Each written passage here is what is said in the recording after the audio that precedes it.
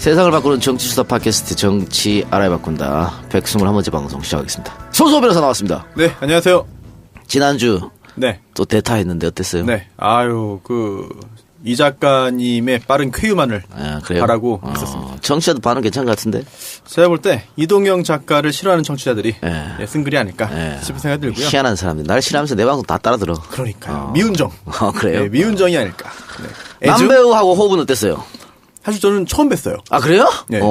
처음 뵈가지고 약간 좀 서먹한 좀 면이 있었는데, 또 유머 코드가 저와는 맞지 않았습니다. 네. 정의원님하고는 찰떡궁합. 아재 콤비. 아직 제가 아재가 아니구나. 라고 하는 거를 느낀 소중한 기회였습니다. 아니, 제가 편집하면서 들어봤는데, 지난주에 유난히 정의원이 아재 개그를 많이 남발을 하셨더라고요. 아니, 이동영 작가가 없으니까 좀 기분이 좋았던 것 같아요. 네, 이게, 제가 그래서 저도 반성을 좀 했습니다. 네. 야, 그렇게 하면 안 되는 거구나. 그래, 우리 추석 전 마지막 방송인데요. 추석 때는 한 주 쉬고요. 추석 끝나고 돌아오는데, 추석 끝나고, 선소 내부 승진, 메인 진행하시기 바랍니다. 그리고 남배우랑 같이 호흡을 맞춰서. 잘할 수 있죠? 다운로드 수가 10% 이상 떨어지면 안 됩니다. 10% 떨어지겠죠. 10% 이상 떨어지면 안 됩니다. 10%까지는 제가 참겠는데. 아니, 근데 제가 사실은 이동영 작가의 건강이 매우 좋지 않아가지고. 그동안 농담인 줄 알았어요. 저한테 이런 얘기를. 그래서 아닙니다. 잘 듣지 않았는데. 어떡합니까, 근데, 진짜. 이게 좀 쉬려고. 그리고, 참. 남배우하고 호흡 좀 잘 맞추시고. 메인 진행자로서. 정의원의 아재 개그, 남배우의 중얼 개그, 가차 없이 자르기 바랍니다. 제가 못 자르면 편집하겠습니다. 편집은 제가 계속 할 거예요. 해주세요, 그러니까. 편집자에게 편집을 요청하겠습니다. 알겠습니다. 그리고 저도 사실은 그동안 반 농담으로 해서 알아들었는데, 이렇게 아예 확정을 해주셔가지고, 그렇게 되면은 저도 이걸 준비를 해야 되니까 그동안은 그냥 와서 앉아 있었는데 이제 집권 여당의 차세대 간판으로 쑥쑥 잘하시기 바랍니다. 하여튼 요거 녹음하기 직전에 하는 방송도 제가 못 한다고 말을 해야겠네요. 그렇게 해야죠. 이 방송에 집중하시기 바라고. 그 광고도 좀 계속 유지하시고 어쨌든 저는 제작은 계속 제가 하니까요. 여러분 너무 섭섭해하지 마시고. 정 안 되면 구원투수로 좀 와주세요. 예, 한 달간 다운로드 수를 보고 막 쭉쭉 빠진다 이러면은 다시 등장하도록 하겠습니다. 그리고 오늘 손혜원 의원은 일정 때문에 오늘 누구랑 중요한 사람인가 만나는 행사라 그랬나요? 하여튼 일정이 있다고 하셨어요. 장관님하고 만나는 일정 때문에 2부 방송에 참여할 계획이니까 양해 바라고요. 자, 일주일간 아주 힘든 시간을 보내셨을 정청래 의원 나오셨습니다. 네, 정청래입니다. 예. 페이스북에 본인의 심경을 담담하게 썼었는데, 저는 사실은 아침부터 그날 새벽 대바람부터 계속해서 포털을 계속 보고 있고 주시하고 각종 게시판을 봤어요. 알았어요? 예. 그런데 안 나오더라고 근데 갑자기 정의원이 먼저 얘기를 해서 좀 정의원답다 이런 생각을. 그냥 왜 조용히 넘어가라 이럴 수도 있잖아. 그럴 수 없는 사안인 것 같고.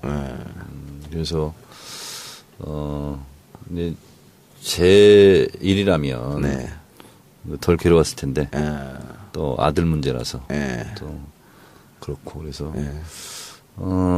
정말 괴로웠던 건 사실이고. 그리고 이제 잘못을 했지만 또 잘났든 못났든 내 아들은 아들이니까요. 그래서 방에다가 제가 글귀를 크게 하나 써서 붙였습니다. 뭡니까? 아빠는 아빠보다 아들이 더 소중하다. 사랑한다 아들아. 아빠가 이렇게 써서 그걸 매일 좀 보라고 그랬어요. 사실 제가 그 모든 스토리를 다 아는 건 아니지만 또 많은 분들이 모르시는 부분도 일부를 제가 아는 게 있는데 그런 걸 또 정 의원님이 이제 대중들에게 공개하지 않고 이야기하지 않는 것도 역시 정청래다운 게 아닌가 그런 생각이. 정 의원도 근데 마음고생 심했겠지만 또 사모님도 마음고생이 심했을 것 같아요. 저희 애기 엄마는 2번 엄마도 같이 교육받았거든요. 8시간씩. 그래서 1년 내내 좀 힘들었죠. 근데 지금 더 힘들어하는 것 같아요. 그렇겠죠. 네. 그래서 정 의원은 오늘 방송에 자기가 안 나와야 되지 않겠냐고 하는 걸 제가 강제로 데리고 왔습니다. 그래도 궁금해 하실 분도 계시고 할 텐데 근황이라도 좀 이야기 좀 해라고. 그 페이스북에 썼던 글이 뭐 더하기 빼기 할 것 없이 다 그대로 본인의 심경이죠. 네, 그냥 있는 그대로 이렇게 썼어요. 썼고 뭐 더 할 얘기는 있으나 뭐 다 제 불찰이고 그렇기 때문에 제가 안고 가야 될 문제라고 생각을 합니다. 첫째 애 키울 때 엄청 무서운 아빠였잖아요. 무섭게 했다가 그렇게 될 문제가 아니더라고요. 그래서 우리 큰애도 중2 겨울방학 때부터 오히려 아들아 믿는다. 그 작전으로 갔더니 잘 됐어요. 요즘은 이제 대학 다니는데 내가 진짜 걱정 많이 했거든요. 또 이제 제 사건과 연루돼서 그 2008년도 총선 그 관련해서 많이 마음고생했는데 지금은 오히려 이제 그 약이 됐는지 지금 아주 건실하게 또 됐어요. 예. 손수 변호사. 네. 아들 있어요? 저 아들만 둘입니다. 네. 몇 살이에요? 10살, 6살. 네. 그래요. 잘 키우세요. 걱정이에요. 네. 네. 보니까 다들 아들들이 문제인 것 같아. 네, 참 이게 뭐 통상적으로 아들들이 이제 여자 아이들한테 사고 치고 그러니까 그런 일이 더 많죠. 뭐 아이고 참 안타깝습니다. 네네네. 알겠습니다. 자 그러면 우리 방송을 한번 돌아볼까요? 네, 지난주 방송에서 김명수 대법원장 인준 표결 결과에 대해서 이야기 나눴더라고요. 저 없을 때. 네.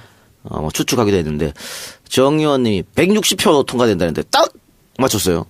네, 그랬더라고요. 처음 쪽집게입니까? 사실 오늘 좀 분위기가 더 좋았다면 깔때기 됐겠지 뭐. 시작하자마자 그거부터 맡았을 거예요. 네. 아니 근데 제가 그때 SBS에 있었어요. 네. SBS에서 그 현장을 이제 개표로 보고 있었는데 그 숫자가 나오는 순간 딱 저는 정 의원님 생각이 나더라고요. 진짜. 근데 아니나 다를까 인터넷에서도 야 어떻게 맞췄냐 이렇게 대단하다 그런 댓글들이 되게 많았습니다. 손혜원 의원도 결과 발표 하자마자 저한테 전화했더라고요. 160표 소름 끼친다고. 어떻게 그냥 딱 떠올랐어요? 아니면 더하기 빼기 하신 거예요? 그냥 숫자가 딱 하늘에서 내려왔어요. 딱 떠올라서. 그런 거예요? 네. 저는 막 계산 성향상 분석 다 하신 줄 알았어요. 아니 이렇게 생각했어요. 바른정당 자유한국당은 합치면 그 140석이잖아요. 네. 그리고 바른정당에서는 몇 명 찬성할 것 같고, 그럴 것 같더라고요. 그리고 또 국민의당에서는 몇 명 또 이탈할 것 같고, 그래서 더하기 빼기 하면 자유한국당, 바른정당 그 숫자만 빼면 160, 그 정도는 나오겠다 이렇게 생각했었죠. 알겠습니다. 자 그럼 광고 듣고 와서 본격적인 주제 토크 들어가보도록 하겠습니다. 안녕하세요. 세련되진 않지만 투박한 광고와 제품의 질로만 평가받고자 하는 우직한 견과류 전문업체 남선견과입니다. 이재의 명성에 누가 되지 않기 위해 항상 최선을 다하고 있습니다. 올해도 명절이 돌아왔습니다. 지난 명절에도 많은 분들이 선택해 주시고 호평해 주신 저희 남선견과를 이용해 보시는 것을 권해봅니다. 네이버 다음에서 남선견과라고 검색하셔서 최고의 제품과 후기도 확인해보시고 풍성한 명절 준비해보세요. 노린 것은 아니지만 저희 선물 세트는 김영란법을 지지하는 가격입니다.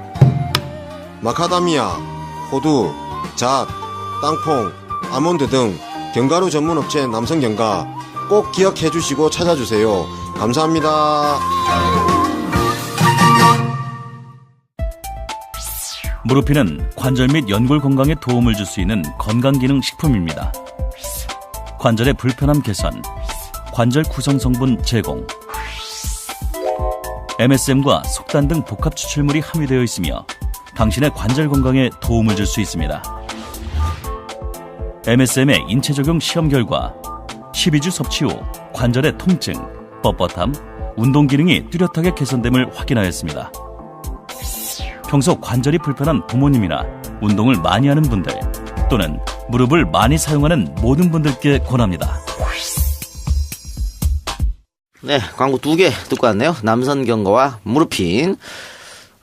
추석 선물로 좋은 남선 경과입니다. 우리 추석 전 우리 마지막 방송이기 때문에 추석 선물 아직 하지 않으신 분 남선 경과 연락하셔가지고 견과류 선물 세트 한번 준비하시기 바랍니다.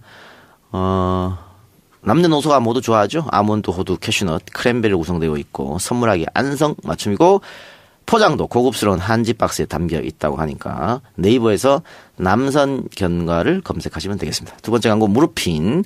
바이로메드에서 만든 무르핀이죠. 관절 및 연골 공과에 도움을 줄 수 있는 기능성 내용으로 식약의약품안전처에 인정을 받은 건강기능식품입니다. 역시 추석 때 관절이 좋지 않은 어른들을 위해서 한번 선물 세트 준비해 보시기 바랍니다. 네이버나 다음에서 무르핀 검색하시고요. 홈페이지는 curemall.co.kr입니다. curemall.co.kr. 광고 하나 더 있는데요. 자색 나이스핏 음원 없는 광고. 자색 나이스핏. 자, 손수호가 광고하세요. 음원 없이 저희 보고 읽어달라고 하는 광고. 네. 다이어트를 위한 운동 그리고 식이 조절이 결실을 맺을 수 있도록 돕는 정직한 파트너 나이스핏인데요.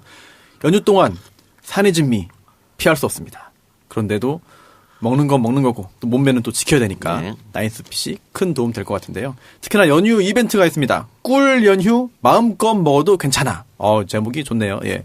10월 2일 임시공휴일이 이제 지정됐기 때문에 연휴가 열흘이 넘을 수도 있습니다. 살 걱정은 나이스핏에 맡겨놓고 음식 맛있게 드시면서 쉬시라고 할인 쿠폰을 이제 지급하는데요. 나이스핏 자생몰 회원 가입해주신 모든 분에게 지급되기 때문에요.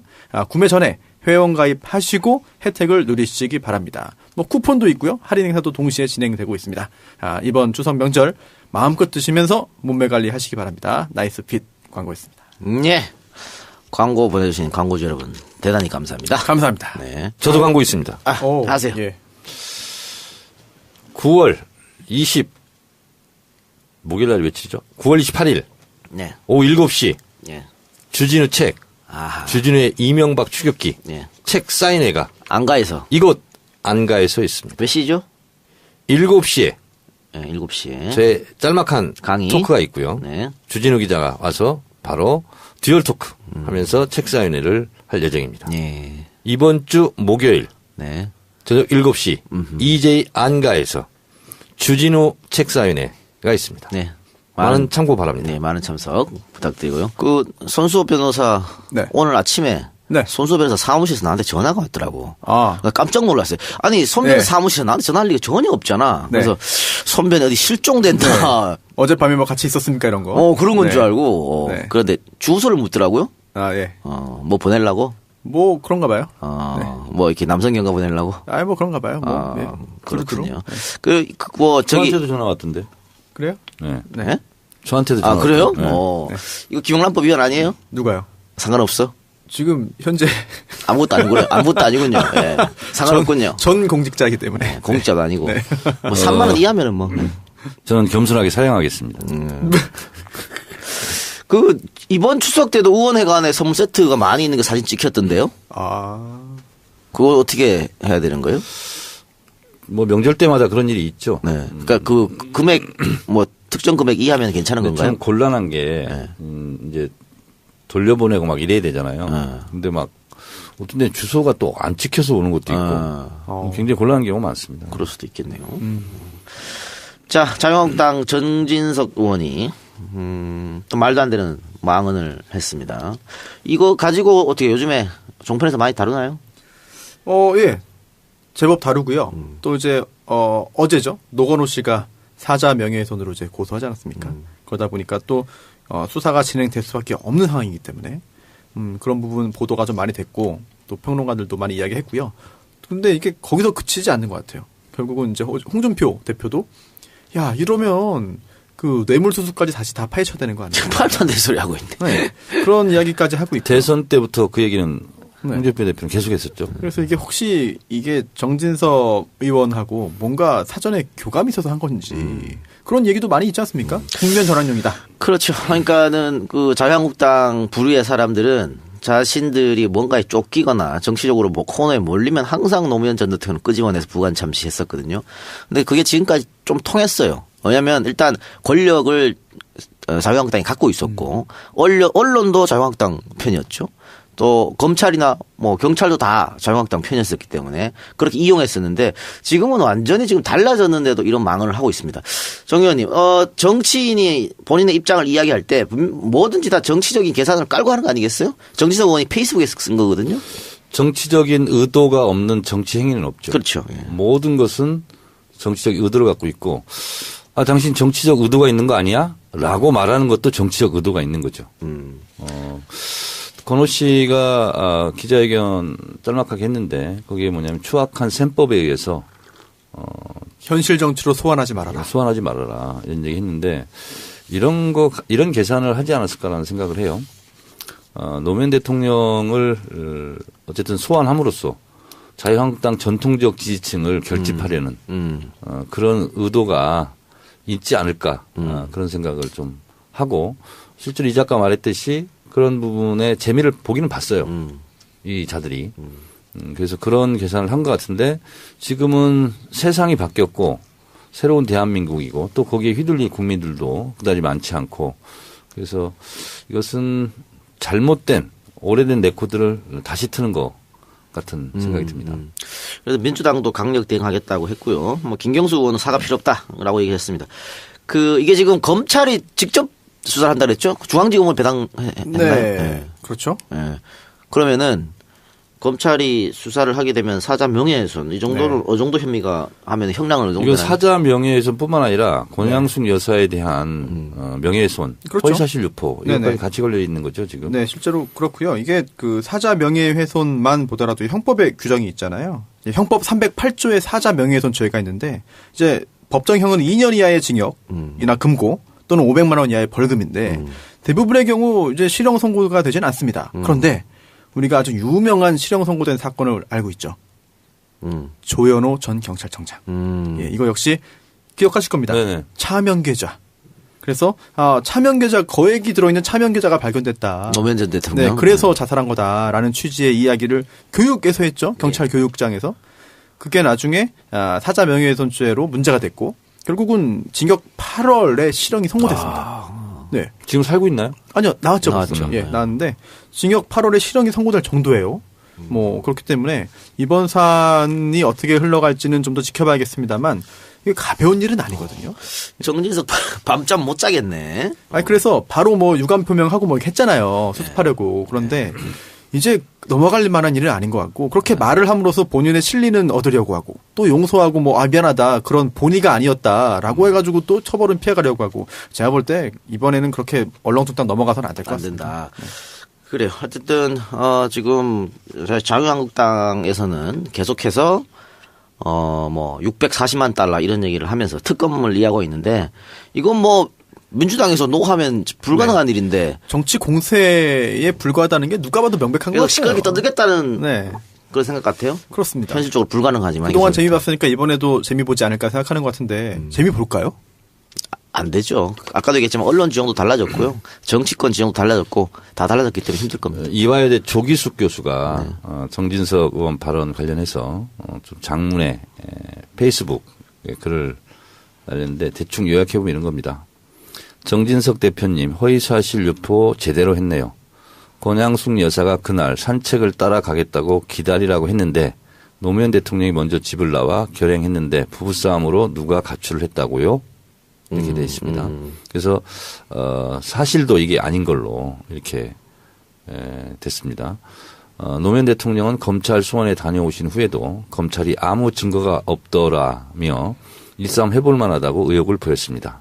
그분이 삶의 끈을 놓게 된 결정적 계기는 뇌종양 걸린 강금원 회장이 병부석으로 내보내주기로 약속한 날 같은 주 화요일 나오지 않은 것입니다. 그날 담쟁이 시화도 노사모 사진도 모두 서재에서 치우라고 했습니다. 같은 주 토요일 권양숙 여사가 검찰에 재소환되자 모든 이의 희생을 막기 위해 자신의 몸을 던졌다는 걸 정녕 몰라서 이런 뻔뻔한 소리를 하나요. 이렇게 조기숙 교수가 장문의 글을 남겼습니다. 위기 때마다 노무현 전 대통령을 꺼내 들어서 정치 공세하는 그런 것도 있겠지만 한편에 이런 주장도 있더라고요.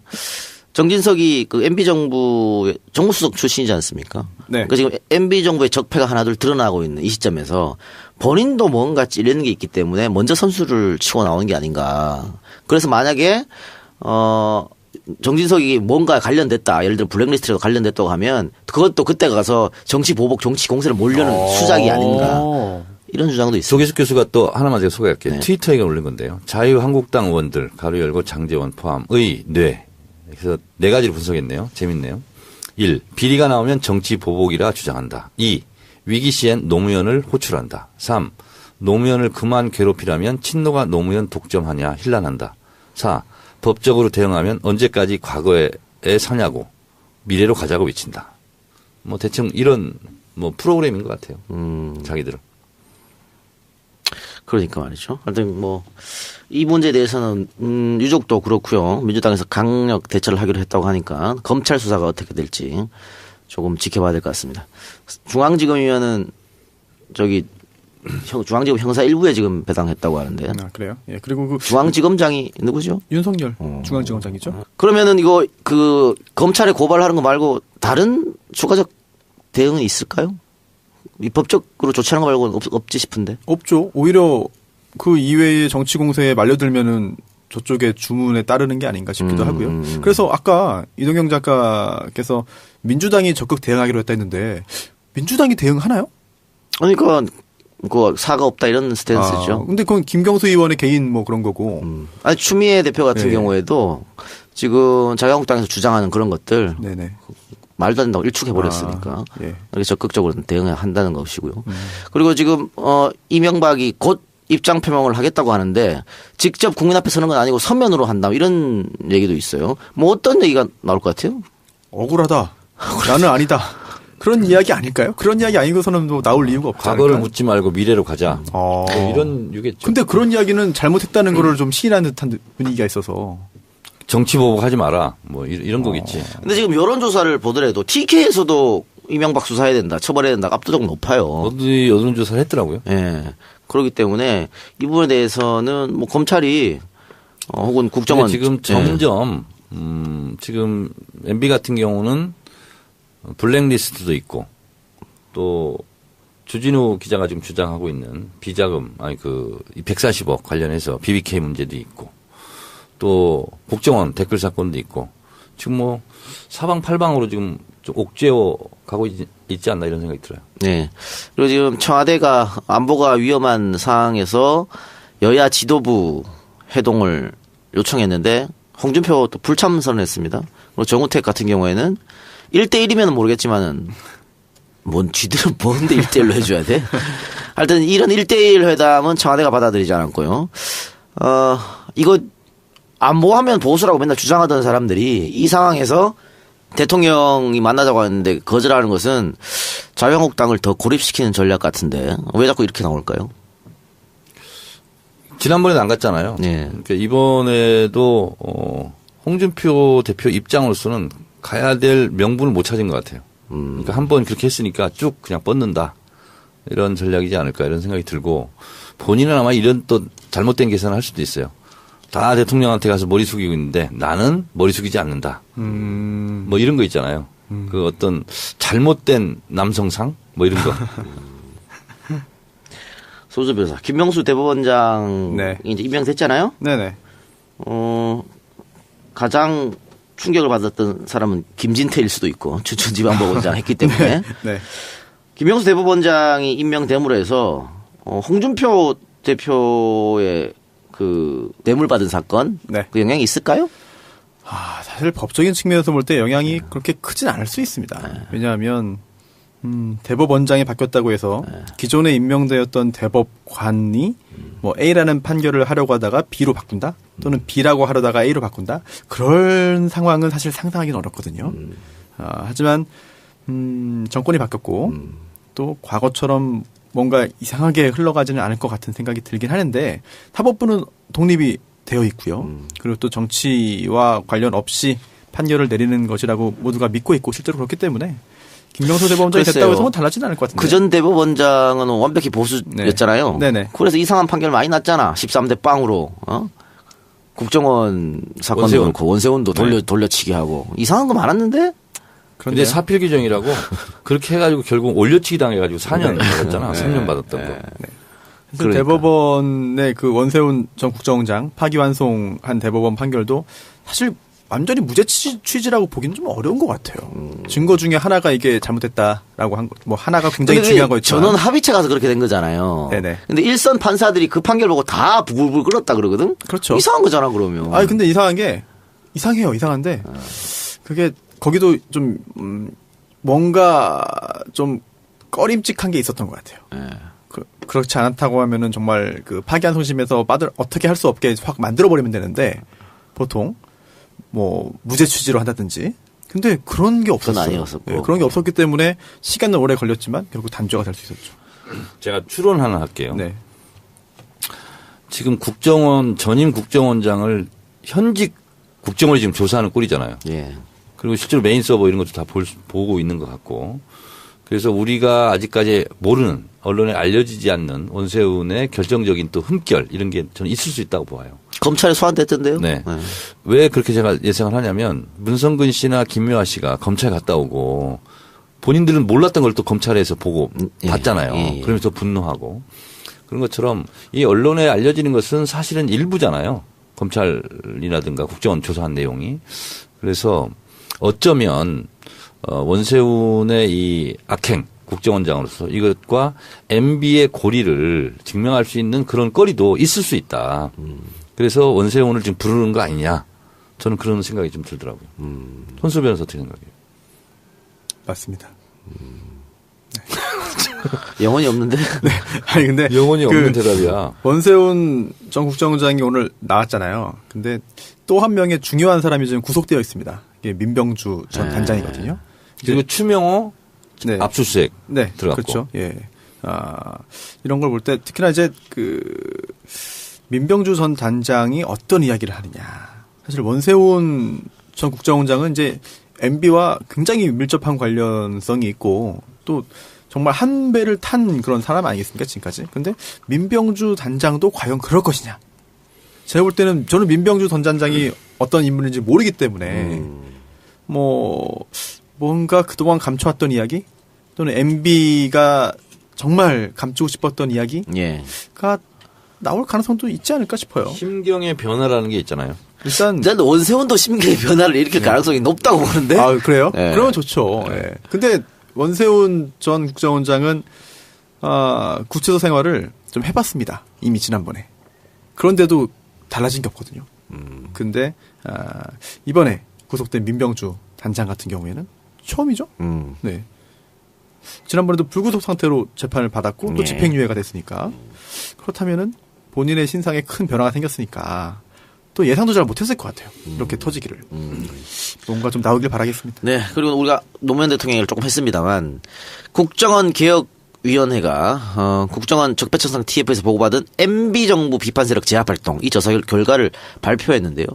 여기 보면 당시 이제 이것도 국정원에서 한 건데 노무현 대통령 자살 관련 좌파 제압 논리 개발 활용 계획 이런 문건이 지속적으로 나옵니다. 그러면서 정치권의 노 자살 악용 비판 사이버 심리전 지속을 전개해야 된다. 이러면서 어버이연합과 협조해서 노무현 재단 앞에서 가두 시위 또 종북 세력 규탄 심리전 활동 전개 뭐 이렇게 또 트위터 게재 그러면은 2009년부터 정말 끊임없이 이런 일을 벌여서 왔다는 게 이제 문서로서 드러나고 있는 건데요.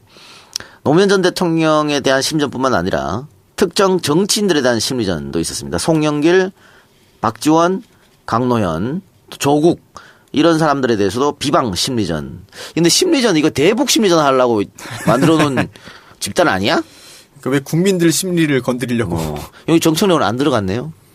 저는 안 들어갔어도 실제로 저한테는 많이 했어요. 심리전? 네. 다음 아고라 제가 글 쓰면 항상 베스트 글로 올라갔거든요. 그러고 보면 똑같은 아이디어로 계속 와가지고 쌍욕하고 그런 것이 반복됐거든요. 그러니까 저는 그때는 이게 국정원일까 이런 생각을 좀 하기는 했는데 설마 이렇게 생각을 했었거든요. 2008년도 광우병. 네, 그렇죠. 쇠고기 촛불 시위 때 다음 하고는 제가 매일 글을 썼거든요. 칼럼을. 근데 그때 하여튼 뭔가 국정원인지는 특정을 못했는데 제가 조직적으로 뭔가 계속 계획적으로 반복적으로 움직인다. 이런 생각은 했어요. 그러니까 다음 아고라에 글을 지속적으로 썼던 정치인들이 몇 명 되지는 않는데 아마 그것은 특정을 해서 여기는 댓글을 계속 달아라. 그것도 댓글 다는 것도요. 초장에 딱 다는 게 중요하거든. 그거 보고 또 댓글에 또 영향력을 행사하거든요. 그렇죠. 첫 댓글이 가장 중요하죠. 그러면 대부분 초장부터 그게 달려요. 네. 기다렸다가. 내가 얼핏 기억나는데 무슨 지리산 뭐였던 것 같기도 하고 아이디가 계속 반복적으로. 지리산 작두? 그래요. 손학규, 정동현, 천경배, 최문순, 유시민, 김진애, 장하준, 김만복 이런 사람도 들어있는데 이 재밌는 건 말이죠. 네. 당시 여당 인사도 있어. 홍준표. 자꾸 총뿌리를 아군에게 겨누고 있다. 야. 원희룡, 회색 분자이자 카멜레온. 윤창중이 등장하네. 윤창중. 한나라당과 대통령을 분리하려고 선동하는 걸 구역질. 이게 내부 싸움이 더 심각한 거거든요. 그래서 친이 그룹이 아닌 그러니까 이명박 당내 반대 세력 여기까지 적으로 규정한 거예요. 근데 홍준표는 MB한테 형님 그랬었잖아요. 근데 또 국정원에서 또 생각은 또 다르죠. 이런 거 보면은 불을 끌 것 같은데 국정원에서 이 사찰 아니야 이게. 그렇죠. 또 이것만 했겠습니까? 그러니까 다 캐고 했겠죠. 이것저것. 이거 하면은 당연히 이제 자유한국당에서도 더 캐자고 해야 되는 거 아닌가 그러면. 근데 이거. 더 이상하게 나올까봐 못 건드리는 거 아니에요? 이해할 수 없는데. 그러면 이 정도로 했다 그러면은 글쎄요. 그 지금 심리전단 우리가 언론에서 나오고 있는 심리전단의 숫자보다 훨씬 큰 규모로 활동했지 않았을까라는 생각이 들어요. 저는 지금 밝혀진 것보다는 더 큰 규모였을 것이다. 그렇죠. 상식적으로 생각했습니다. 이게 민간인들 있잖아요. 민간인 댓글 부대, 뭐 팀장 휘하에 있는 또 그 조직이 전체가 또 밝혀진 게 지금 아니잖아요. 그러니까 국정원이 단순히 심리전 차원에서 댓글 달고 뭐 공작하고 이런 것뿐만 아니라 실제로 어떤 조직을 만들고 또 그 조직을 또 케어하고 뭐 이런 것도 한 거 전방위적으로 했다고 봐야 되죠. 그러니까 시민단체 이용하는 거고 또 하나는 종편 패널들 이번에 그 나왔더만 김성욱 씨, 예. 거기 댓글 팀장이었다고. 방송 같이 많이 했는데. 많이 했어요. 요즘 안 나와요? 못 나오죠. 요즘 안 나오죠. 예. 수사의 대상이 될 것 같습니다. 그 사람뿐만 있는 건 아닐 거예요. 더 많이 있을 겁니다. 있겠죠. 근데 방송에 뭐 많이 나오는 분 중에 잘 떠오르진 않네요. 저는 그 사람 말고 또 들었습니다. 진짜요? 예. 이니셜만. 이준석 씨한테 들었어요. 누구 한 명 있다고. 예. 그래요. 예. 예. 써주세요. 아마 점점 드러날 것이다. 써주세요 좀 볼게. 이름 기억이 안 나니까. 뭘 기억이 안 났죠. 와. 끝나고 알려드릴게요. 말도 안 돼 진짜. 뭘 또 끝나고 알려줘 이번에 또. 기억이 안 나. 이렇게 생각해서 알려드릴게요. 야 진짜. 그리고 이것도 있네요. 변희재. 네. 변희재의 미디어워치. 사실은 이 문제도 사실 팟캐스트 몇 번은 이야기한 적이 있어요. 미디어워치 도대체 뭘로 먹고 사느냐 이런 얘기 많이 했었거든. 결국은 이것도 국정원에서 돈을 밀어줬습니다. 결국 우리 세금으로 미디어워치가 운영됐습니다. 저는 미디어워치뿐만이 아니고요. 네. 다른 쪽도 이게 많지 않을까. 그러니까 어버이연합도 죽전 휴게소에서 네. 민병주 심리전 단장한테 돈을 받았다는 거 아니에요? 근데 그건 민병주 단장은 아니고 다른 사람 모르는 뭐 40대 남자? 본인은 그렇게 얘기했는데 그게 민병주 단장이라고. 처음에는 무슨 중소기업 한다는 사람으로 알겠더니 나중에 보니까 그게 민병주였더라. 그랬어요. 그 사무총장 얘기가 어버이연합. 근데 생각해 보세요. 민병주 심리전 단장은 상당히 고위직이에요. 네. 근데 그 사람이 그 돈 누구 심부름 시켜도 되지. 그렇게 했을까? 과연 자기가 죽전 휴게소까지 운전을 하고 가서? 그러니까 저도 좀 이상한데요. 네. 그건 아닌 것 같은데. 그러니까 변희재 미디어워치 지원 방안도 있고 어쨌든 정경련, 삼성 등 26개 민간기업과 한전 등 10개 공공기관에 광고 지원 요청을 해서 광고비 한 4억 원이 됐다고 하고 2010년 지방선거 앞두고 한명수 후보 비난하는 미디어워치 호혜판이 10만 부가 발행됐다 그러거든요. 인쇄 비반에도 엄청납니다 이거. 10만 부면. 근데 이거를 이런 식으로 했었네요. 이거 앞으로 뭐 변희재 씨 이제 방송에 나오기 어렵겠네요. 지금도 잘 안 나오지 않나요? 지금도 잘 안 나오죠. 그렇죠. 거의 퇴출 상태죠.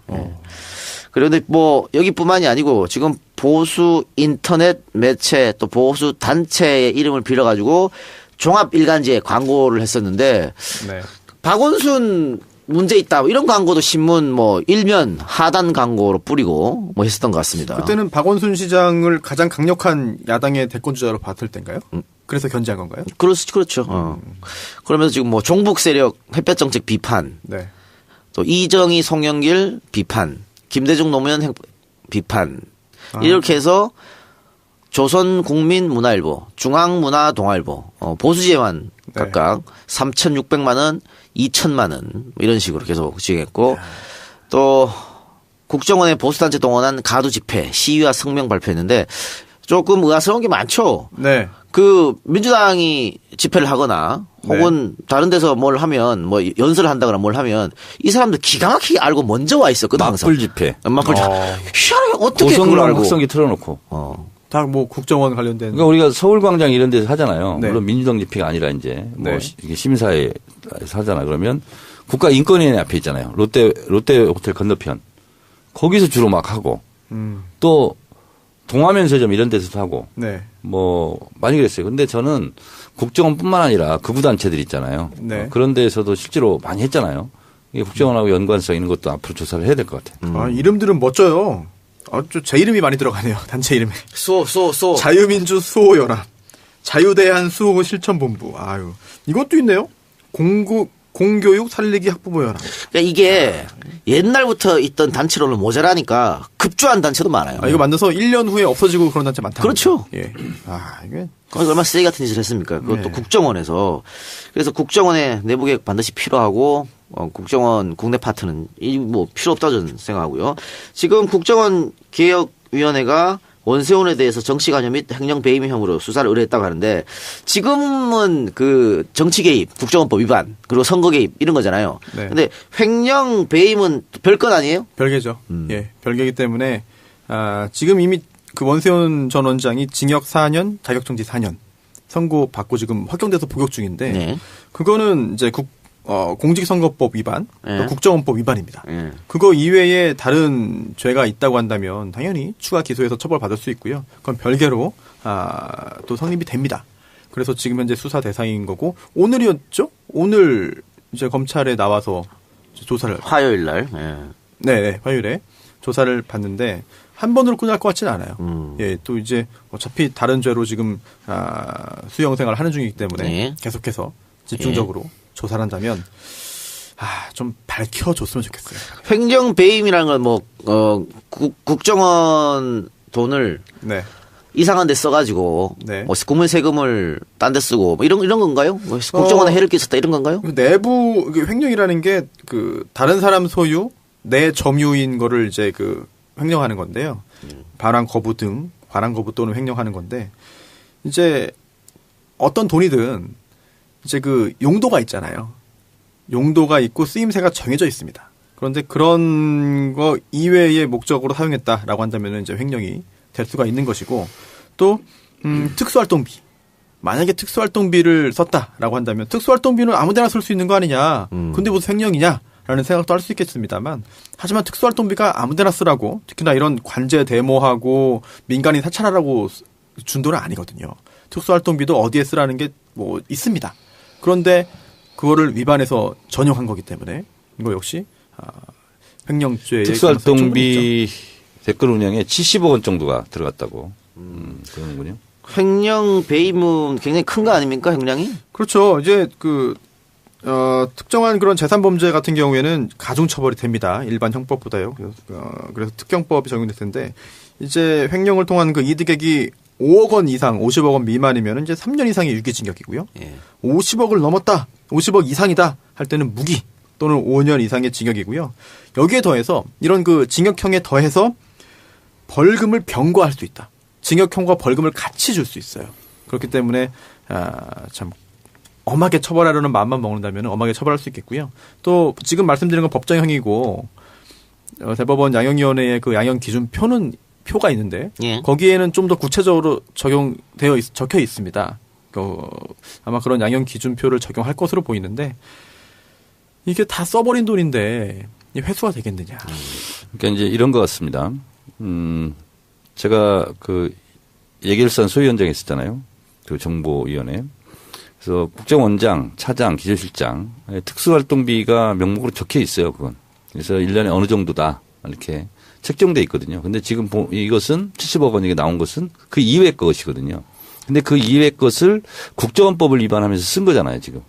네. 그렇기 때문에 이것은 뭐 횡령이 될 수도 있고 국가재정법 위반일 수도 있고 뭐 그런 것은 충분하게 가능할 것 같습니다. 그러면 4년을 지금 받았잖아요, 이미. 네. 근데 그 4년 받고 여기 예를 들어서 3년이면 합의 7년 네. 이렇게 되진 않을 거 아니에요. 그렇게 돼요. 그렇게 되는 네, 거예요? 왜냐면은 여러 가지 범죄를 범했을 때 한 번에 재판을 받으면은 이게 다 그 경합범이기 때문에 가장 중한 죄의 2분의 1까지만 가중이 됩니다. 그런데 이번 사안처럼 일부는 재판받고 확정이 됐잖아요. 그럼 그 아직도 남아있는 죄가 있어서 뒤늦게 재판받는다라고 한다면은 두 개 선고되면은 더해서 다 사는 건데. 플러스. 네, 다만 이제 두 번째에 있는 그 판결을 선고할 때는 이걸 다 합해가지고 한 번에 재판했을 때 어떻게 선고됐을 건데 그걸 감안할 수 있도록은 되어 있어요. 규정이. 판사의 재량이에요? 예, 그래서 이게 이왕 어차피 유죄면은 한 번에 다 합해가지고 재판받는 게 유리해요. 그렇죠. 피고인으로서는 그게 낫죠. 네. 야, 그럼 원세훈 큰일 났네? 뭘 걱정해 주세요? 큰일 났네? 뭘 걱정을 해줘? 아니, 큰일 났으니까 부르라고 빨리. 검사하고 딜 해가지고 윗선을 불어. 네. 아니, 그럼 좀 이게 폴리바게닝 좀 해줄 수 있는 거 아니에요? 오늘 하고 있지 않을까요? 알겠습니다. 조금 지켜보도록 하죠. 네, 광고 듣고 와서 다음 주제 들어가 보도록 하겠습니다. 아빠가 달라졌다. 술 냄새를 풍기며 집으로 들어오면 자는 날 깨워 했던 말을 또 하던 아빠. 이제는 더 이상 날 귀찮게 하지 않는다. 아빠가 달라졌다. 자는 날 깨워 막무가내로 뽀뽀하며 볼을 비비던 아빠. 그걸 참을 수 있었던 건 그러고서 주는 용돈 때문이었는데 더 이상 날 귀찮게 하지도 용돈을 주지도 않는다. 아빠, 대체 뭘 먹은 거야? 몸, 마음, 지갑까지 날 지켜주는 술친구. 살아서 집까지 술친굼. 재구매율과 후기가 좋은 술친굼을 지금 네이버에서 검색하세요. 아휴, 어디서부터 시작해야 할지 막막하네. 왜? 무슨 일 있어? 나 예전부터 전원주택에서 사는 게 꿈이었잖아. 땅부터 덜컥 샀는데 딱히 아는 건축사도 없고 인터넷 뒤져봐도 누가 믿을 만한 건축사인지 모르겠단 말이지. 그래? 그럼 대한건축거래소에 의뢰해봐. 너 집 들일 때 우리 집 봤지? 그거 대한건축거래소에 의뢰한 거야. 대한건축거래소? 온라인에서 간편하게 의뢰만 하면 나에게 딱 맞는 건축사를 매칭시켜주는 거지. 건축사와 직접 미팅을 해보니까 신뢰가 확 가더라고. 정말? 지금 당장 의뢰해야겠다. 이름이 뭐라고? 대한건축거래소. 살고 싶은 집을 살고 있는 집으로 쉽고 빠른 건축 중개 서비스. 대한건축거래소를 검색창에 검색해보세요. 네, 술친굼 광고 듣고 오셨는데요. 재구매율 30% 이상 굼벵이 파워 술친굼 광고입니다. 제 친구가 이걸 샀어요. 광고 듣고. 그래서 정말 이거 정 의원님이 드시냐 저한테 물어봤습니다. 그래서 안주머니에 갖고 다니신다라고 얘기를 해줬습니다. 술친굼. 네. 그 동글동글한 알맹이가 네. 있어요. 네. 제가 먹어봤으니까 이걸 얘기하는 거예요. 그렇습니다. 아주 효과가 좋습니다. 예, 이 술친굼이 선물용으로도 나왔는데요. 선물 세트, 선물 박스까지 함께 배송이 됩니다. 추석에 사실 선물로 술을 챙기는 경우가 많고요. 또 가족들, 친구들 모여서 술도 많이 먹죠. 술친굼도 함께 챙겨드리는 센스 잊지 마시기 바랍니다. 네이버에 술친굼 검색하시면 되고요. 전화 1599-9067, 1599-9067입니다. 두 번째는 대한건축거래소 광고 듣고 오셨는데요. 건축이 필요한 건축주, 그리고 건축사를 연결시켜주는 건축중개 서비스입니다. 추석에 가족들이 모이면 여러 가지 이야기를 하는데요. 뭐 결혼 얘기, 취업 얘기, 뭐 건강 얘기, 이런 얘기를 하는데 또 간혹 하는 얘기가 바로 재산, 돈 이야기고요. 또 그중에 땅 이야기도 가끔씩 하게 됩니다. 새로운 사업의 첫 구상을 하게 될 때 땅 관련해서 뭔가 하고 싶을 때 대한건축거래소를 이용하시면 좋을 것 같고요. 펜션, 카페, 수익형 빌라 등 상업시설에 전문화된 건축사들이 분야별로 파트너 건축사로 함께 일하고 있기 때문에 아주 매칭에 유리할 것 같습니다. 즐거운 명절 되라는 대한건축거래소 사장님의 이야기로 마치겠습니다. 그래요. 감사하고요. 자유한국당에서 매번 색깔론을 들고 나왔지 않습니까? 자기들 선거에 관해서 이기고 싶을 때나 좀 어려울 때나 몰렸을 때나 색깔론 가지고 한 60년 헤쳐 드셨죠. 예, 종북론 이런 거. 근데 어느 순간부터 안 먹히기 시작했습니다. 아마 2010년 지방선거 이때부터 안 먹히기 시작했던 걸로. 그렇죠? 천안함 사건이 터졌는데도 크게 영향을 미치죠. 그렇죠. 오히려 그때 야당이 이겼으니까. 네. 그 이후로 계속 안 먹힙니다. 안 먹혀서 요즘에 새로운 색깔론. 뭔지 아십니까? 색깔론? 동성애. 예. 이걸 들고 왔어요. 그런 것 같아요. 난립니다, 지금. 근데 이게 전례가 있잖아요. 예. 미국에서도 사실 그 보수 복음주의 복음파 예, 뭐라 그러죠? 예, 예. 예, 보수 기독교 보수 개신교가 공화당을 이제 지지하게 되면서 선거 구도가 훨씬 더 공화당이 유리하게 됐다. 그런 분석이 있는데 우리나라도 어떻게 또 그런 것도 바로 또 이렇게 시도하는 것 같아요. 김희수 또 뭐 김명수 다 안 된다고 한 이유도 다 동성애예요. 근데 동성애에 대해서 뭐 어떤 뭐 특별한 걸 밝히지도 하지도 않았는데 않았어. 그냥 낙인을 찍는 게 예전에 그 빨갱이 낙인하고 거의 똑같은 그래 거예요. 동성애 프레임을 씌워가지고 네. 미국은요. 예. 보수와 진보 논쟁이 대부분 동성애 관련 낙태, 총기 뭐 이런 거예요. 주로. 그렇기 때문에 그 김희수 후보자 인준안 부결됐을 때도 국민의당에서 일부 의원들의 논리가 호남 기독교계의 압력 문자가 뭐 몇천 통씩 온다. 네. 안 된다고. 그런 논리를 들었거든요. 또 민주당 의원들도 안 되는 이유. 동성애 때문에 안 된다고 엄청 받았다 그러더라고요. 문자를. 그러니까 차별금지법 예. 19대 국회 때 들어왔다가 결국은 보수 기독교의 압력으로 이제 그 철회했어요. 뭐 근데 그 차별금지법을 동성애 허용법이라고 또 이제 그러더라고요. 그러니까 예. 그래서 지금 각 교회마다 이거 서명운동도 하고 막 그랬어요.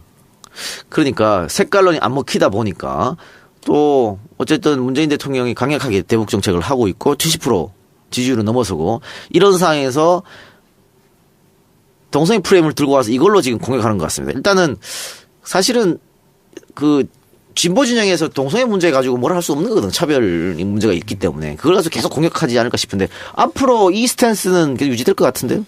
효과가 좀 있는 것 같아요. 실제로 국민의당 의원들도 김희수 헌재 소장 후보자에 대해서 반대하면서 그런 문자를 너무 많이 받았다. 무시할 수 없었다라고 하는 이야기를 하거든요. 물론 그거는 표면적인 거고 실제로는 문재인이 싫어서일 수도 있겠습니다만.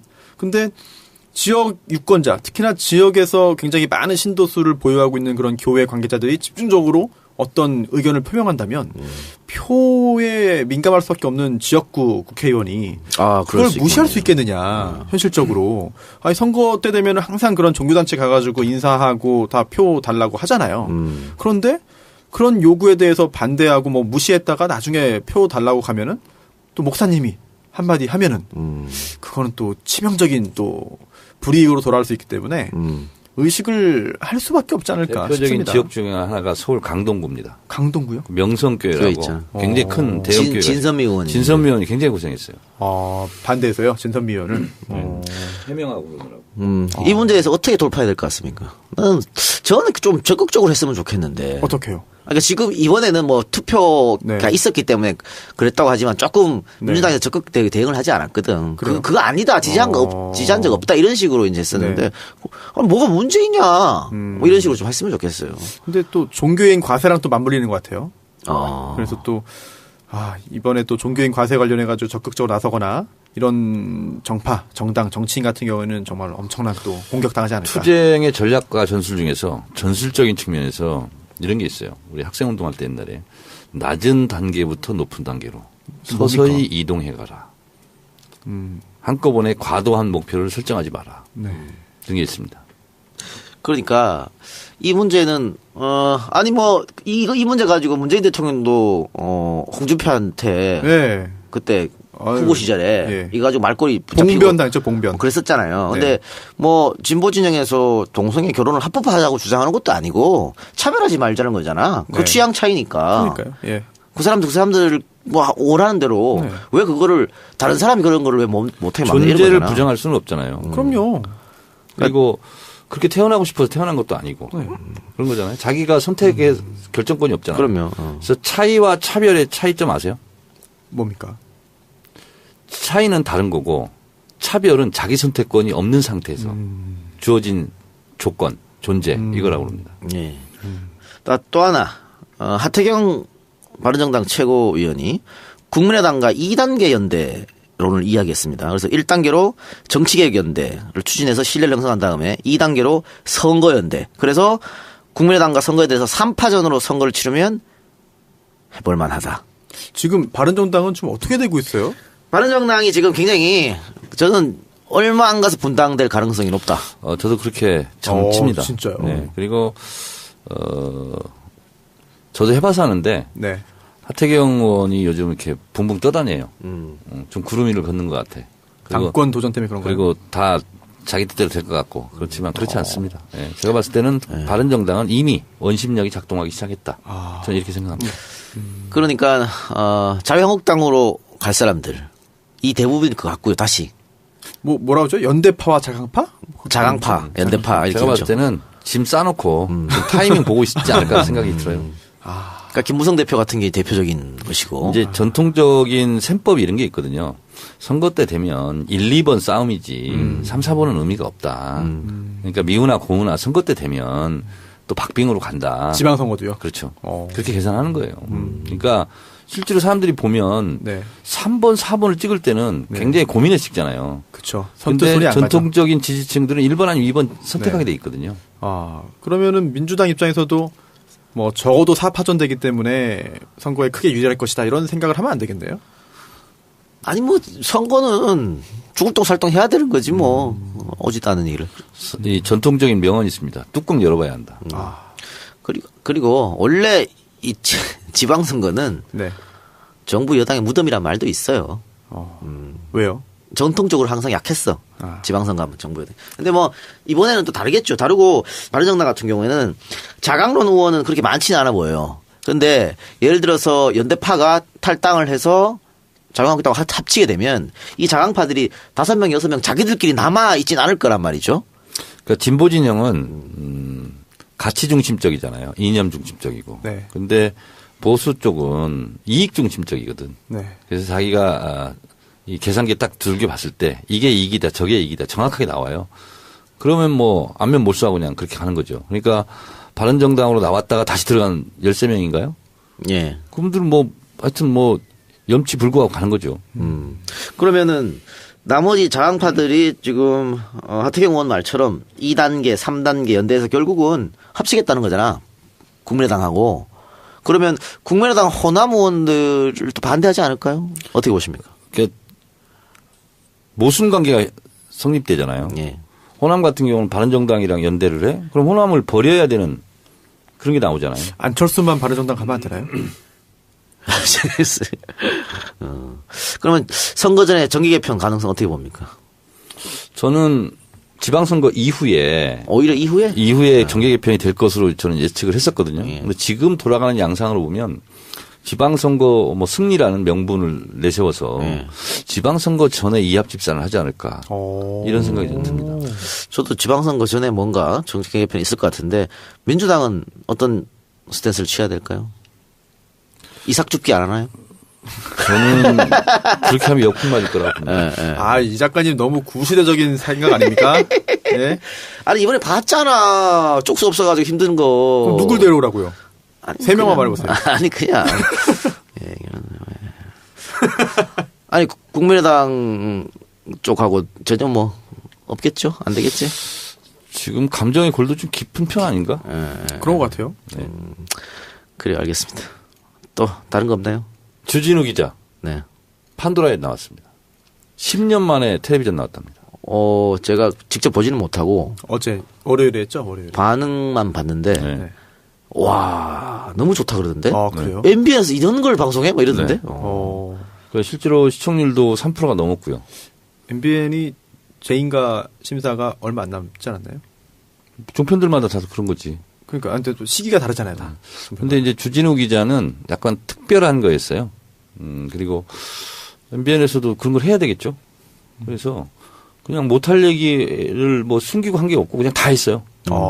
다 했는데 거의 그대로 다 내보냈어요. 그래요? 편집 잘해가지고. 그래서 그거 보면 MB, BBK가 뭐가 네네. 문제구나. 네. 일반 국민적 시각에서 네. 공부하는 효과는 대단했을 거라고 봅니다. 정 의원님은 이렇게 편집된 거예요? 아니면 말을 안 했어요? 아니 같이 했어요. 아니 그러니까 많이 안 보였다고 그래서. 아니 그거는 처음부터 설정이 주진우 기자에게 충분하게 말할 수 있는 기회를 주자. 그래서 저는 좀 아는 내용이 있을 수 있잖아요, 제가. 그런데 그냥 주진우 기자한테 물어보는 형태로 그리고 주진우 기자 입을 통해서 방송에 나가는 걸로 그렇게 했었죠. 이재명 시장하고 정청래 의원은 안 친하냐? 왜 같이 안 찍었냐? 이런 얘기가 있던데. 녹화 날짜가 좀 달랐어요. 녹화 날짜 달라서. 이 시장은 뭔 얘기했어요? 이 시장은 기본소득. 얘기를 했는데 상당히 좀 이렇게 설득력 있게 얘기를 했고 그리고 경기도지사로 거의 뭐 굳혔다는 인상을 심어줬죠. 아니 뭐 경기도지사로 나올 것 같은데 그 지금으로 보면은 민주당에서 공천만 받으면은 거의 확정 아닌가요? 선거는 그거 아니라고 그랬잖아요. 이거 뭐 남경필 지사 뭐 전혀 힘 못 쓸 것 같은데 이번에. 바른정당에서는 당연히 남경필 지사가 재선 도전할 거 아닙니까? 본인도 판도라에 나와서 얘기했어요. 왜냐하면 당 지지율이 높고 좋은 조건이라면 자기가 안 나갈 수도 있는데 지금 당이 어려운 상황인데 자기가 안 나간다 그러면 회피하는 거 아니냐. 그렇게 자기는 살지 않겠다. 그래서 뭐 남경필 지사는 어쨌거나 나갈 것 같아요. 그러면 민주당 경선 해야지 않습니까?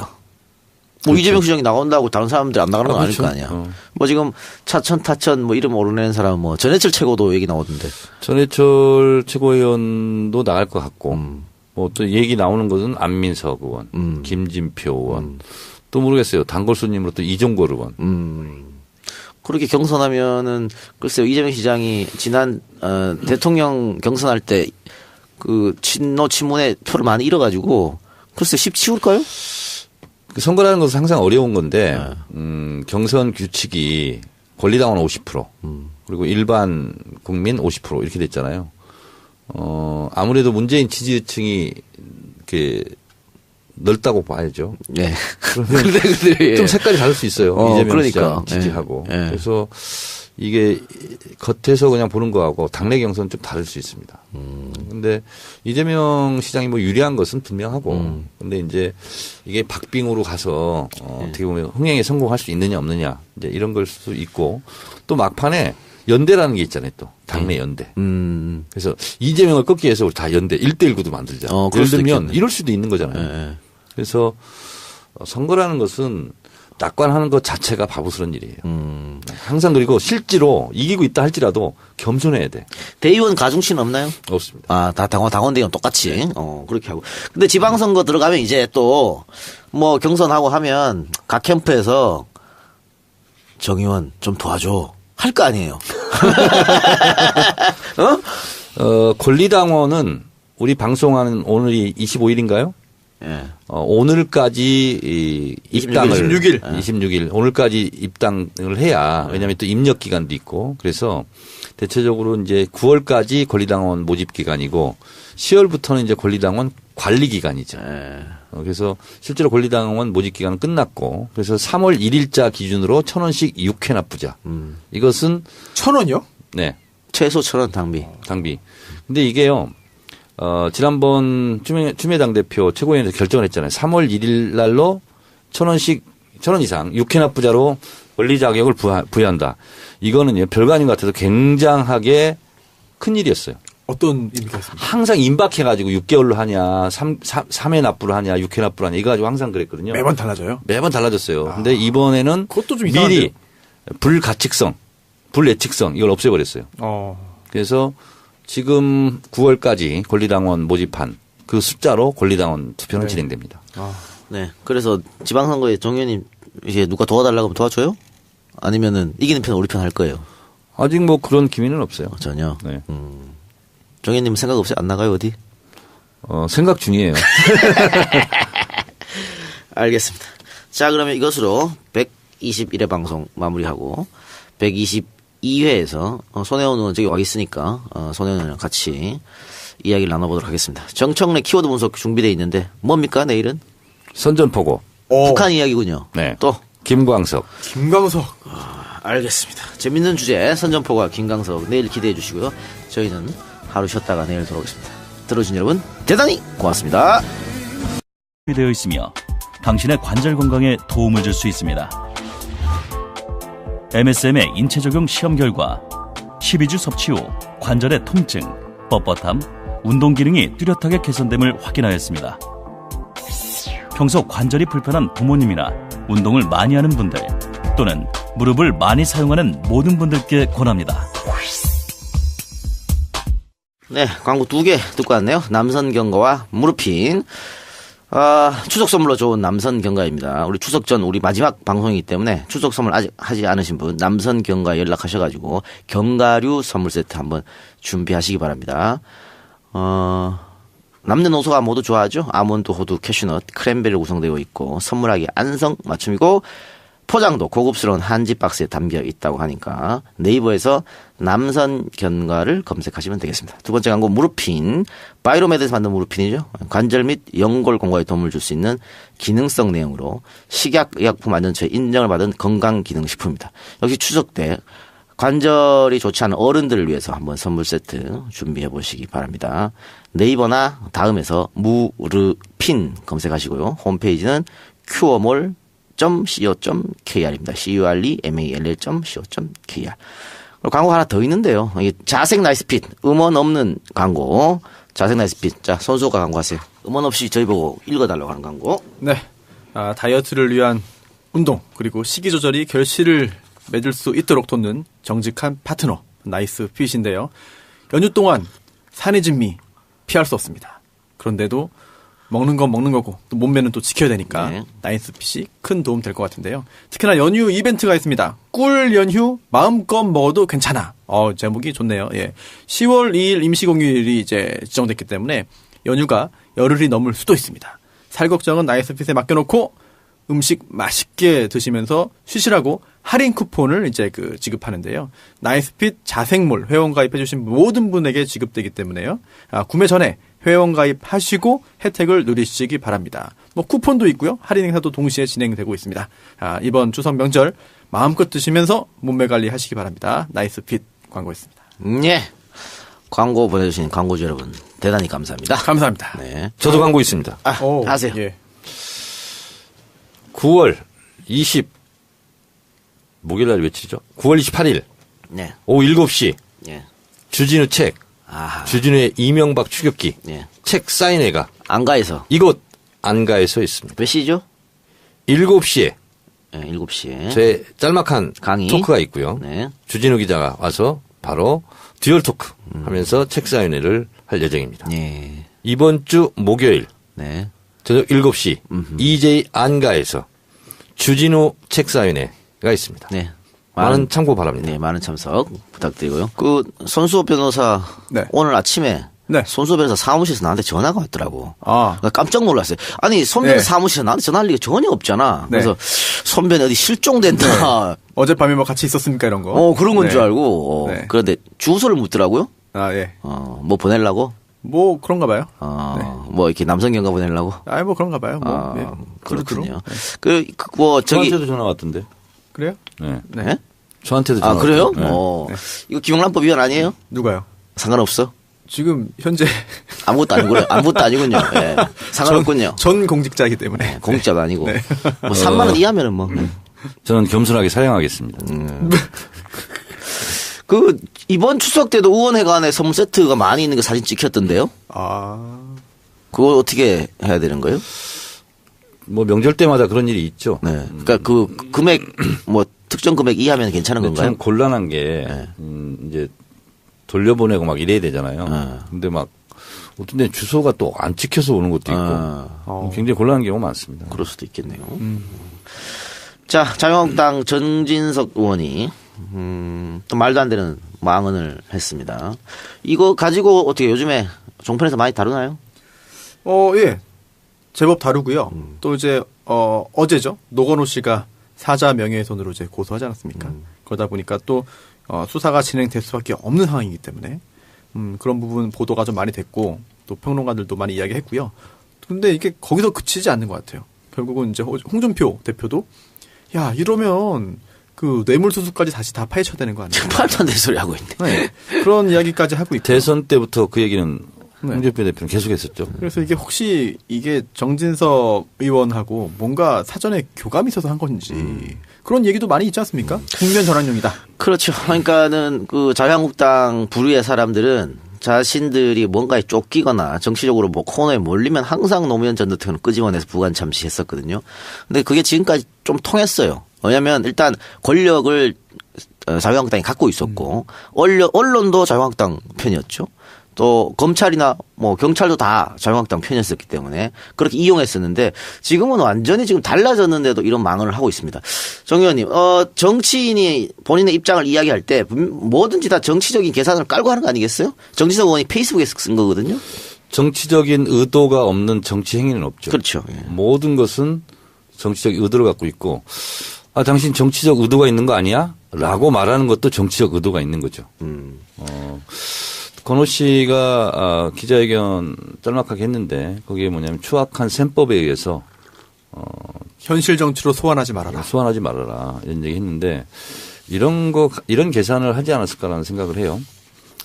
노무현 대통령을 어쨌든 소환함으로써 자유한국당 전통적 지지층을 결집하려는 그런 의도가 있지 않을까 그런 생각을 좀 하고 실제로 이 작가 말했듯이 그런 부분에 재미를 보기는 봤어요. 이 자들이. 그래서 그런 계산을 한 것 같은데 지금은 세상이 바뀌었고 새로운 대한민국이고 또 거기에 휘둘릴 국민들도 그다지 많지 않고 그래서 이것은 잘못된 오래된 레코드를 다시 트는 것 같은 생각이 듭니다. 그래서 민주당도 강력 대응하겠다고 했고요. 뭐 김경수 의원은 사과 필요 없다라고 얘기했습니다. 이게 지금 검찰이 직접 수사를 한다 그랬죠? 중앙지검을 배당했나요? 네. 그렇죠. 네. 그러면은 검찰이 수사를 하게 되면 사자 명예훼손 이 정도를 어느 정도 혐의가 하면 형량을 어느 정도 이건 사자 명예훼손뿐만 아니라 권양숙 여사에 대한 명예훼손, 그렇죠. 허위사실 유포 이것까지 같이 걸려 있는 거죠 지금. 네, 실제로 그렇고요. 이게 사자 명예훼손만 보더라도 형법에 규정이 있잖아요. 형법 308조에 사자 명예훼손 죄가 있는데 이제 법정형은 2년 이하의 징역이나 금고 또는 500만 원 이하의 벌금인데 대부분의 경우 이제 실형 선고가 되지는 않습니다. 그런데 우리가 아주 유명한 실형 선고된 사건을 알고 있죠.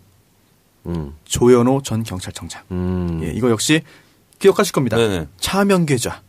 그래서 차명계좌 거액이 들어있는 차명계좌가 발견됐다. 노무현 전 대통령. 네, 그래서 자살한 거다라는 취지의 이야기를 교육에서 했죠. 경찰 교육장에서. 그게 나중에 사자 명예훼손죄로 문제가 됐고 결국은 징역 8월에 실형이 선고됐습니다. 네. 지금 살고 있나요? 아니요, 나왔죠. 예, 네. 나왔는데 징역 8월에 실형이 선고될 정도예요. 뭐 그렇기 때문에 이번 사안이 어떻게 흘러갈지는 좀 더 지켜봐야겠습니다만 이게 가벼운 일은 아니거든요. 정진석 밤잠 못 자겠네. 그래서 바로 뭐 유감 표명하고 뭐 했잖아요. 수습하려고. 그런데 이제 넘어갈 만한 일은 아닌 것 같고 그렇게 말을 함으로써 본인의 실리는 얻으려고 하고 또 용서하고 뭐 미안하다 그런 본의가 아니었다라고 해가지고 또 처벌은 피해가려고 하고 제가 볼 때 이번에는 그렇게 얼렁뚱땅 넘어가서는 안 될 것 같습니다. 안 된다. 그래요. 어쨌든 지금 자유한국당에서는 계속해서 뭐 640만 달러 이런 얘기를 하면서 특검을 이야기하고 있는데 이건 뭐 민주당에서 노하면 불가능한 일인데 정치 공세에 불과하다는 게 누가 봐도 명백한 것 같아요. 시끄럽게 떠들겠다는 그런 생각 같아요. 그렇습니다. 현실적으로 불가능하지만 그동안 재미 봤으니까 이번에도 재미 보지 않을까 생각하는 것 같은데 재미 볼까요? 안 되죠. 아까도 얘기했지만 언론 지형도 달라졌고요. 정치권 지형도 달라졌고 다 달라졌기 때문에 힘들 겁니다. 이화여대 조기숙 교수가 정진석 의원 발언 관련해서 좀 장문의 페이스북 글을 날렸는데 대충 요약해보면 이런 겁니다. 정진석 대표님 허위사실 유포 제대로 했네요. 권양숙 여사가 그날 산책을 따라가겠다고 기다리라고 했는데 노무현 대통령이 먼저 집을 나와 결행했는데 부부싸움으로 누가 가출을 했다고요? 이렇게 되어 있습니다. 그래서 사실도 이게 아닌 걸로 이렇게 됐습니다.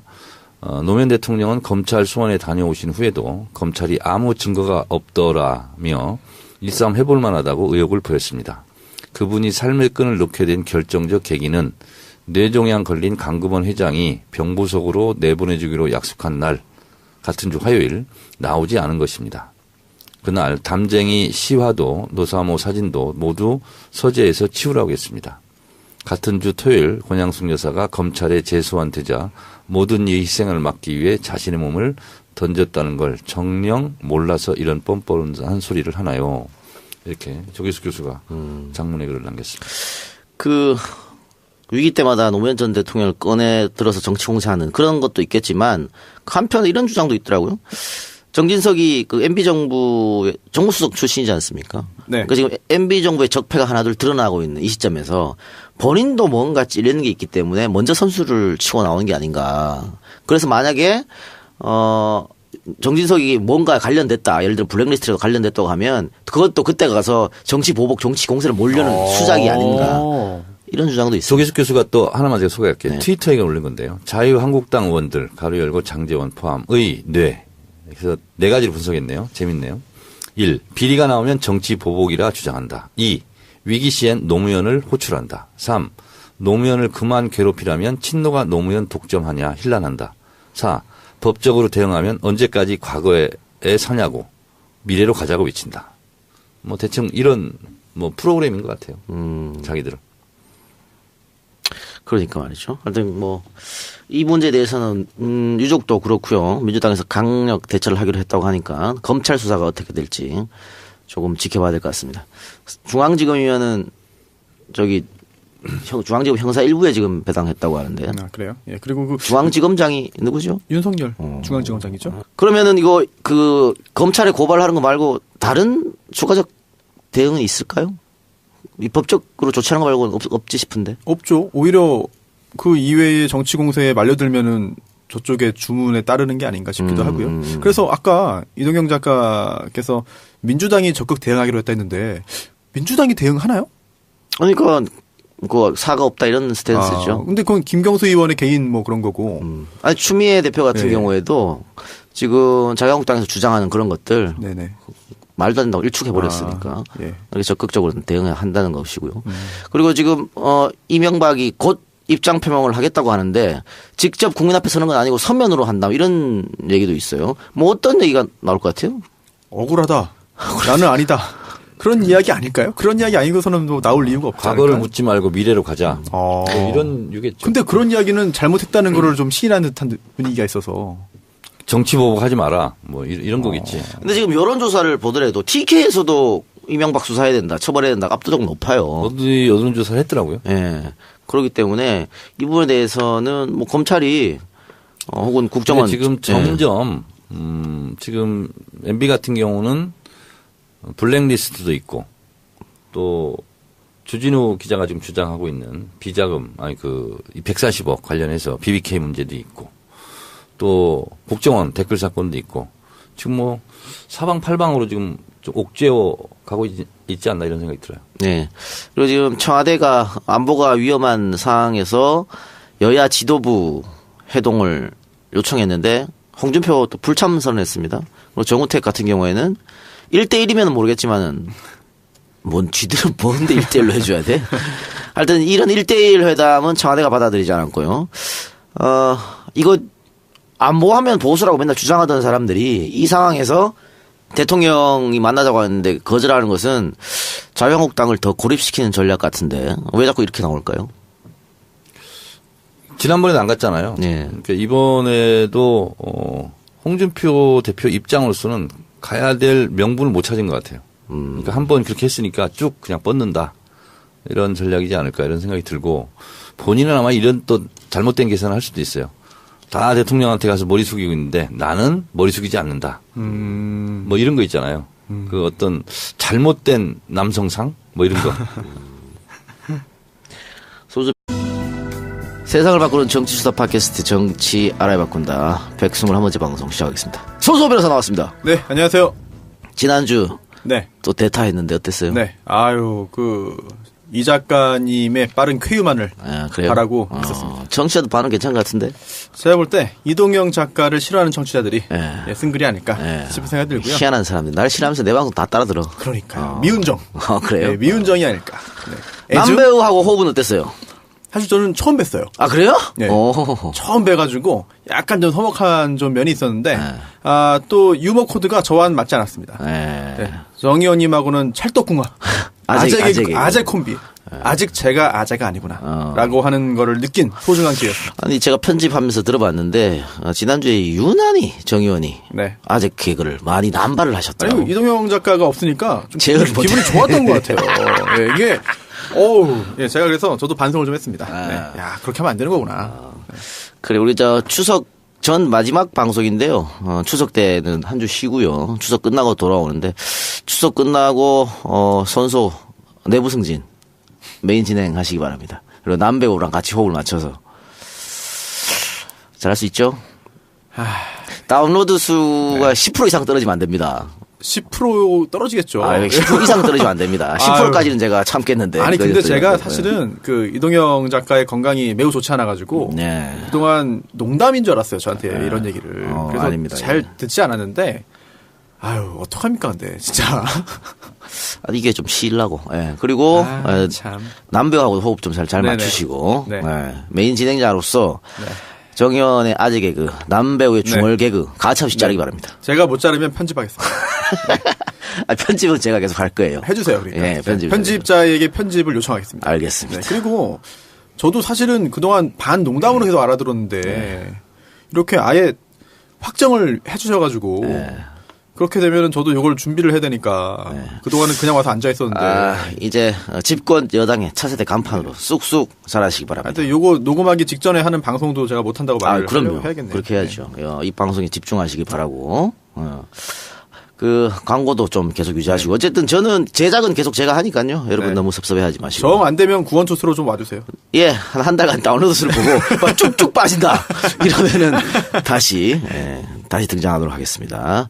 그래서 오늘 손혜원 의원은 일정 때문에 오늘 뭐 누구랑 중요한 사람인가 만나는 행사라 그랬나요? 하여튼 뭐 일정이 있다고 하셔서 장관님하고 만나는 일정 때문에 2부 방송에 참여할 계획이니까 양해 바라고요. 자, 일주일간 아주 힘든 시간을 보내셨을 정청래 의원 나오셨습니다. 네, 정청래입니다. 예.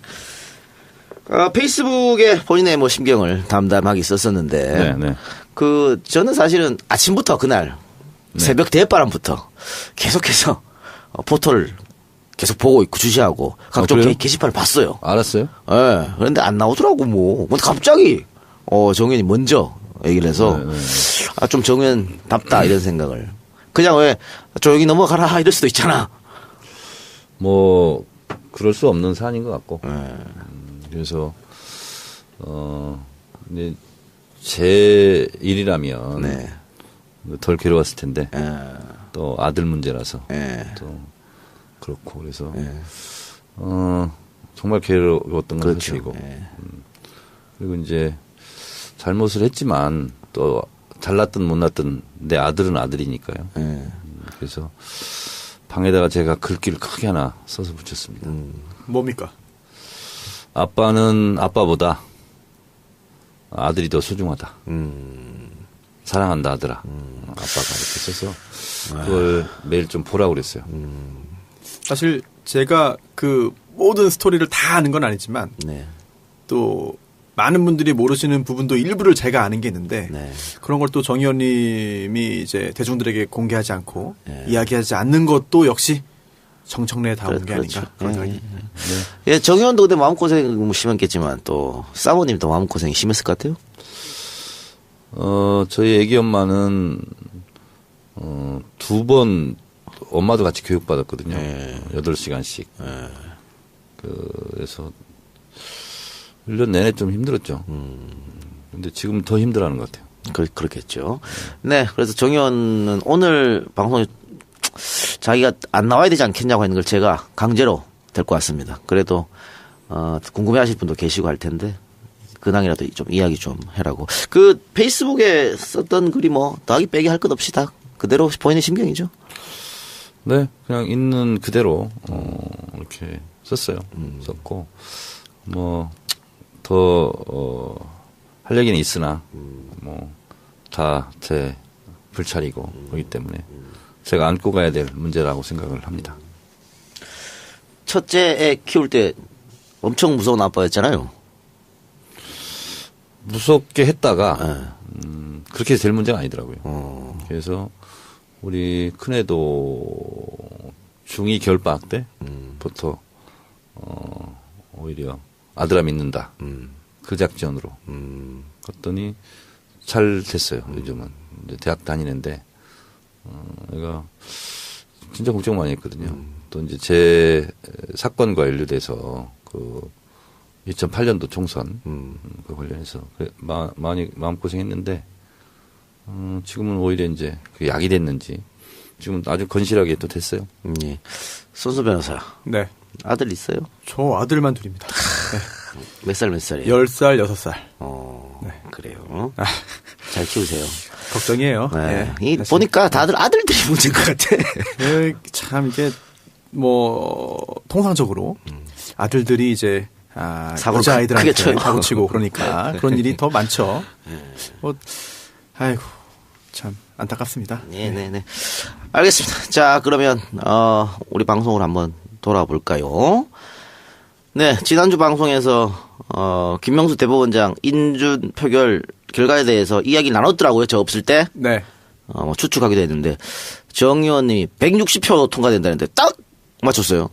네, 그랬더라고요. 처음 쪽지게입니까? 사실 오늘 좀 분위기가 더 좋았다면 깔때기 됐겠지 뭐. 시작하자마자 그거부터 맡았을 거예요. 네. 아니 근데 제가 그때 SBS에 있었어요. SBS에서 그 현장을 이제 보고 개표를 보고 있었는데 그 숫자가 나오는 순간 딱 저는 정 의원님 생각이 나더라고요. 진짜. 근데 아니나 다를까 인터넷에서도 야 어떻게 맞췄냐 이렇게 대단하다 그런 댓글들이 되게 많았습니다. 손혜원 의원도 결과 발표 하자마자 저한테 전화했더라고요. 160표 소름 끼친다고. 어떻게 그냥 딱 떠올랐어요? 아니면 더하기 빼기 하신 거예요? 그냥 숫자가 딱 하늘에서 내려왔어요. 딱 떠올라서. 그런 거예요? 네. 저는 막 계산 성향상 분석 다 하신 줄 알았어요. 아니 이렇게 생각했어요. 바른정당 자유한국당은 합치면 그 140석이잖아요. 네. 그리고 바른정당에서는 몇 명 찬성할 것 같고, 그럴 것 같더라고요. 그리고 또 국민의당에서는 몇 명 또 이탈할 것 같고, 그래서 더하기 빼기 하면 자유한국당, 바른정당 그 숫자만 빼면 160, 그 정도는 나오겠다 이렇게 생각했었죠. 알겠습니다. 자 그럼 광고 듣고 와서 본격적 주제 토크 들어가보도록 하겠습니다. 안녕하세요. 세련되진 않지만 투박한 광고와 제품의 질로만 평가받고자 하는 우직한 견과류 전문업체 남선견과입니다. 이재의 명성에 누가 되지 않기 위해 항상 최선을 다하고 있습니다. 올해도 명절이 돌아왔습니다. 지난 명절에도 많은 분들이 선택해 주시고 호평해 주신 저희 남선견과를 이용해 보시는 것을 권해봅니다. 네이버 다음에서 남선견과라고 검색하셔서 최고의 제품과 후기도 확인해보시고 풍성한 명절 준비해보세요. 노린 것은 아니지만 저희 선물 세트는 김영란법을 지지하는 가격입니다. 마카다미아, 호두, 잣, 땅콩, 아몬드 등 견과류 전문업체 남선견과 꼭 기억해주시고 찾아주세요. 감사합니다. 무르피는 관절 및 연골 건강에 도움을 줄 수 있는 건강기능 식품입니다. 관절의 불편함 개선, 관절 구성 성분 제공, MSM과 속단 등 복합 추출물이 함유된